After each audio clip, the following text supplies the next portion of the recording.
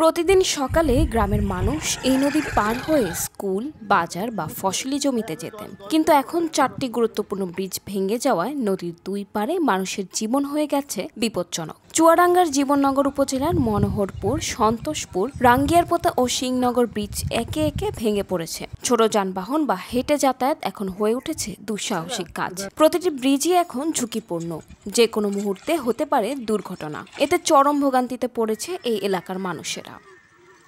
আকিনিরা খুব সমস্যা আছে, ব্রিজে খুব দূর গতি, এখন কিভাবে চলাফেরা করবো?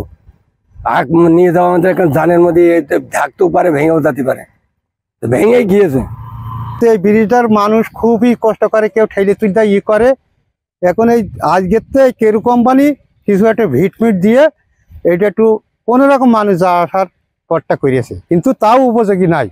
গাড়ি ঘোড়া দিয়ে মানুষ ধসে পড়েও যেতে পারে। মনোহরপুর গ্রামের ব্রিজের বিপরীত পাশে হাজার হাজার একর ফসলি জমি রয়েছে। ব্রিজ না থাকায় ফসল বাড়িতে আনতে সমস্যা হচ্ছে কৃষকদের। স্থানীয়রা নিজ উদ্যোগে মাটি ভরাট করে রাস্তা তৈরি করেছেন, এতে বিপাকে পড়েছেন স্থানীয়রা। তাই দ্রুত ব্রিজগুলো নির্মাণ করে স্থায়ী সমাধানের দাবি স্থানীয়দের। এই ব্রিজ ভেঙে যাওয়ার পরে খুব আমাদের কষ্ট, গাড়ি ঘোড়া এই পারেতে কোনো আখ চাষ, ধান চাষ, ভুট্টা চাষ কিছুই নিয়ে যেতে পারছেন। তাই নদী বন্ধ করে এখন কি বলে একটা চলাচলের জন্য একটা রাস্তা করা হয়েছে। ব্রিজটা দীর্ঘ 4-5 মাস যাবৎ পকেজ হয়ে পড়ে আছে, ভেঙে গেছে পানির স্রোতে। এখন এই আমরা গ্রামের লোক টাকা পয়সা তুলে ব্রিজটা এই পার্শ্ব দিয়ে একটা রাস্তা করেছি যাতায়াতের জন্য। আর আমি সরকারের দৃষ্টি আকর্ষণ করছি যাতে এই ব্রিজটা অতি দ্রুত করা হয়। এদিকে দুর্ভোগ ভোগান্তির জন্য এলাকাবাসীকে ধৈর্য ধরার আহ্বান জানিয়ে প্রশাসনের কর্তারা ব্রিজগুলো দ্রুত নির্মাণের আশ্বাস দিয়েছেন। এই বছরের সেপ্টেম্বর মাসের দিকে অতি বর্ষণের কারণে এবং পার্শ্ববর্তী সিংনগর বাওড়ের বাঁধ ভেঙে যাওয়ার কারণে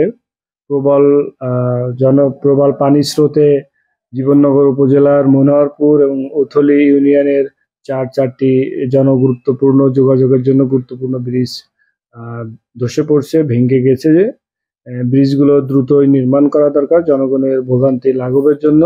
এই জন্য আমরা ব্রিজগুলো দ্রুত নির্মাণের জন্য প্রাক্কলন তৈরি করে পাঠানো হয়েছে। এলজিডি থেকে প্রাক্কলন তৈরি করে এলজিডির চিফ ইঞ্জিনিয়ার মহোদয় বরাবর পাঠানো হয়েছে। প্রকল্পগুলো পাস হলে এবং অর্থ ছাড় হলে খুব দ্রুতই নির্মাণ করা সম্ভব হবে।